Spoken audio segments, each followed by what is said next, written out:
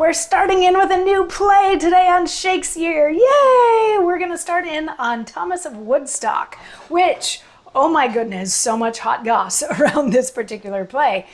Nobody knows who wrote it, and nobody knows where it came from, and nobody can agree on when it was written. There are people who think that it was maybe written in the 1580s or 90s, which means that if Shakespeare wrote it, it would have been sort of at the beginning of his career, which would speak to why it's not as eloquent or as fleshed out as some of his other things.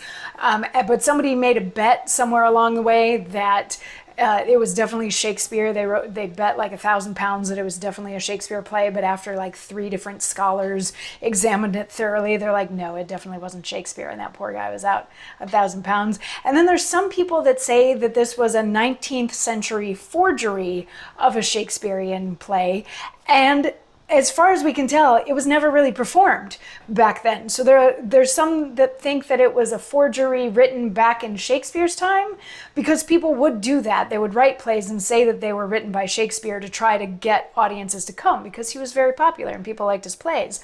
But if this was a forgery written back then that was never performed, like, what was the point? They weren't really capitalizing on using Shakespeare's name on something. So this play really only exists in the form of a manuscript that was found with a whole bunch of other plays, some of which have been attributed to Shakespeare and some of which are here amongst the Apocrypha.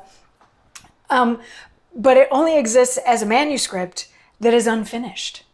It's missing like the last 2 pages. So if anybody does want to try to produce it, they're going to have a hard time doing so because it's missing an ending.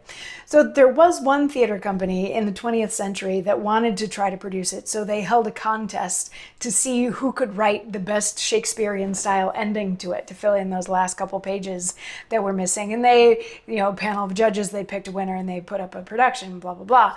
But that's another reason this play is not very often produced, is because is missing an ending and nobody can agree necessarily on how it should end, or if Shakespeare wrote it or if he didn't write it, all that sort of stuff.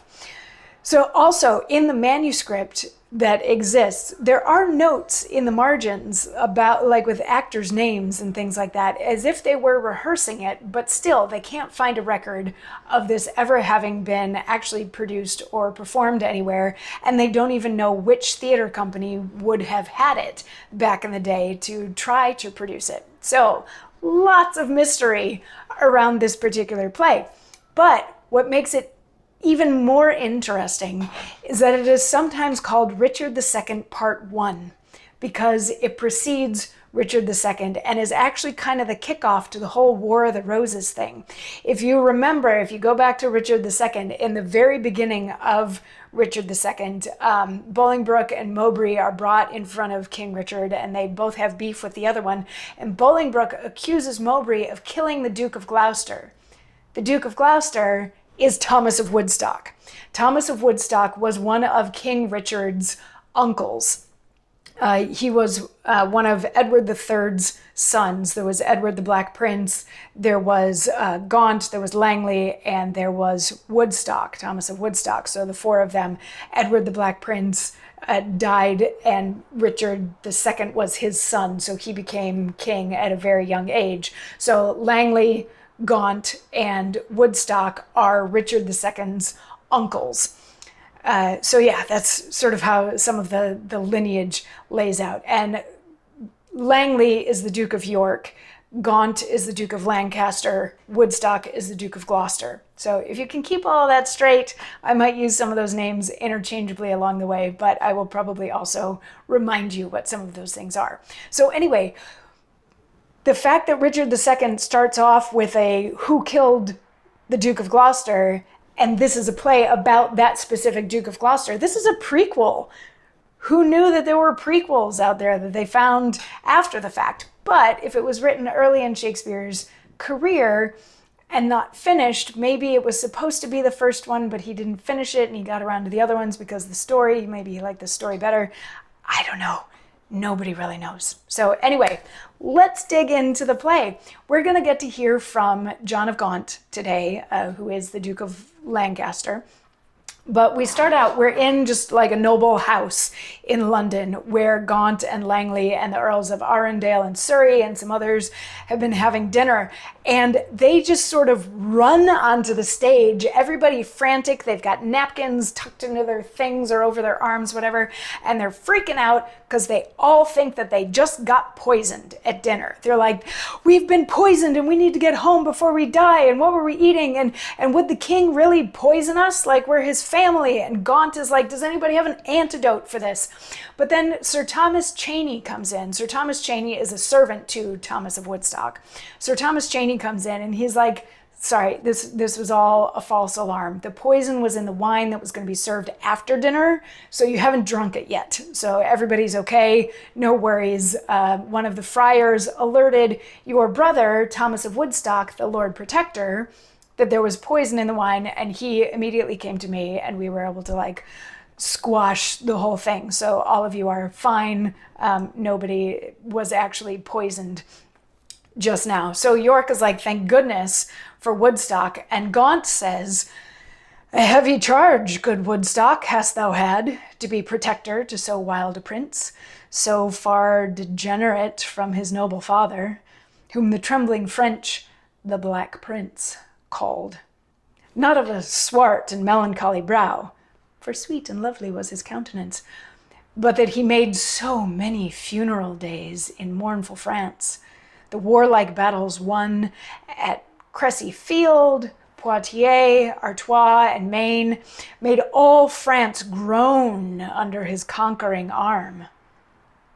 But heaven forestalled his diadem on earth to place him with a royal crown in heaven.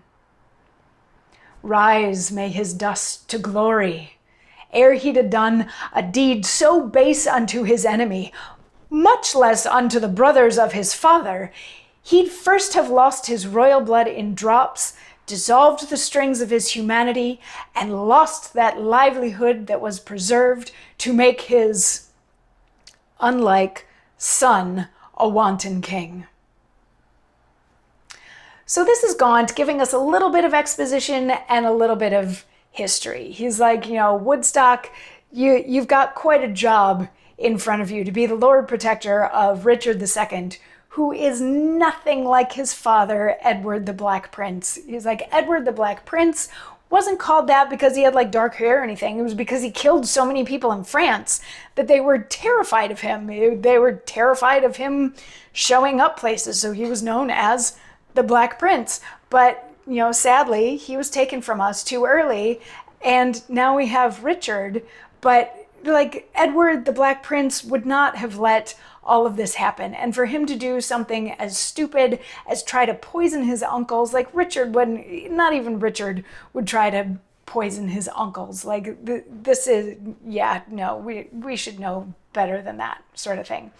So York is like, it's not the king who's really so messed up, it's his flatterers, which if you remember from Richard II, he's got these flatterers, Green and Bagot, and in this play they mention a Tressilian, who I don't remember off the top of my head if that person was in Richard II, but he's got these people around him that are advising him that the uncles are wary of. They're like, it's not the king, it's these flatterers that are sort of steering him wrong.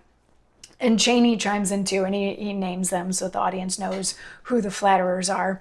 And then Gaunt is like, well, I want to get my revenge on those flatterers. We got to get them out of here. But then he goes on to ask the question of what did they do? Like, what did the uncles and the Earls of Arundel and Surrey do to maybe merit being poisoned? Like, why would anybody want to poison them? Why is anybody coming after them? And Surrey's like, well, maybe somebody wants my earldom. And Arundel is going to share his theory on why they were maybe potentially just poisoned just now in tomorrow's monologue. So I will see you then for that. Mwah.